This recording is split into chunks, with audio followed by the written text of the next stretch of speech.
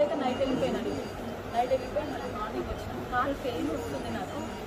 ఇట్లాంటి దెబ్బలు అయినాయి లోపల. అసలు ఘోరం మార్నింగ్ రాగానే కొంచెం బీపీ ఇదంతా నటనంట.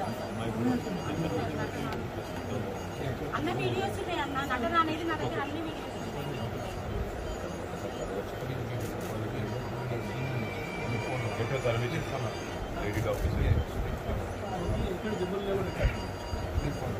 ఇంకెక్కడెక్కడ తగిలింది అది లోపలంతా వస్తుంది. ఏ ఊరు? మోత్కూర. నిన్నంటే ఇక్కడ మీ హోటల్ హోటల్ నాడికెళ్ళి సీదా ఇడికే వచ్చింది. పోలీస్ స్టేషన్ తీసుకెళ్ళి పోలీస్ స్టేషన్ సవితక్క కూడా వచ్చింది.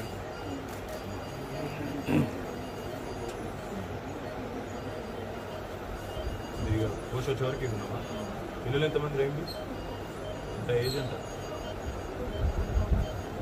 పిల్లలకు తెలిసిందా? వచ్చిందా వాళ్ళు? ఎక్కడున్నారు పిల్లలు? అక్కడ ఇంటికాడ ఉన్నారు. వాళ్ళు ఏం పరిశాన్ అవుతున్నారు లేదా? తెలియదా? 10వ తరగతి బాబు, పాప 8 తిరిగి ఇంకా తెలియదు. ఇప్పుడు డిశ్చార్జ్ చేస్తారు. వెనకెచ్చి అన్న My humble request, don't see ever that to happen unfortunately. ఆమెకి కొద్దిగా మంచిగా ఏదో ఉంచుకొని చూసుకుంటే don't deal to government pressure. వాళ్ళు ఏదో పంపించేయండి అంటే దయచేసి లేదు మీరు చూసుకోమంటే మేము ప్రైవేట్ హాస్పిటల్ కనెక్షన్ చేస్తాం సిన్సియర్గా. ఒకవేళ మీ మీద ప్రెషర్ ఉంది గవర్నమెంట్ అంటే మేము తీసుకొని పోతాం. మాకు అట్లన్నా कोई तकलीफ है आपको बता दो.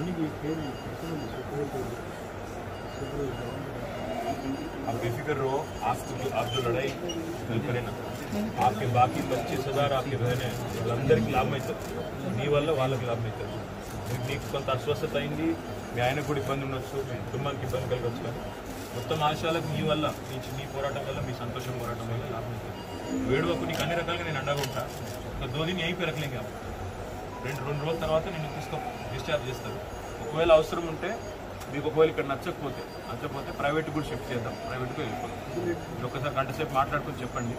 మహమూద్ భాయ్ కన్నా లేకపోతే మన రాంబాబుకో, నారాయణకో, లేదా సంతోషం ఎవరికి చెప్పినా పర్వాలేదు, మేము షిఫ్ట్ చేస్తాం. ఒకవేళ మీకు నచ్చదు, మంచిగా చూసుకుంటారు.